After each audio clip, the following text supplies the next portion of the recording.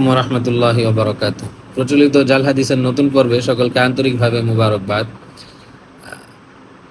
যেহেতু মুহররম মাস এবং এই মুহররম মাসের অনেক ফজিলত রয়েছে, সামনে আশুরার দিন রয়েছে এবং এই মুহররম মাসকে কেন্দ্র করে অনেক ভিত্তিহীন ফজিলতের হাদিস বর্ণনা রয়েছে যেগুলোর কোনো ভিত্তি নেই।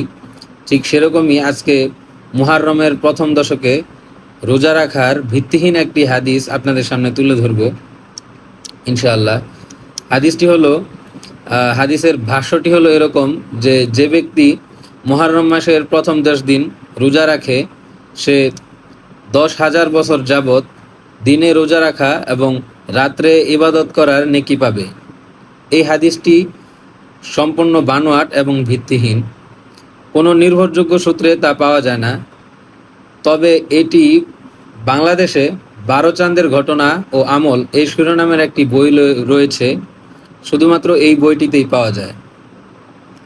বলে রাখা ভালো যে এই সম্পর্কিত যে জাল হাদিসটি বর্ণনায় পাওয়া যায় সেটাতে মূলত 9 দিনের কথা উল্লেখ রয়েছে, কিন্তু এই বইয়ের লেখক যে 10 দিনের কথা উল্লেখ করলেন সেটি আসলে কোত্থেকে তিনি পেয়েছেন এবং কিভাবে তা তিনি উল্লেখ করেছেন সেটাও একটি চিন্তার বিষয়।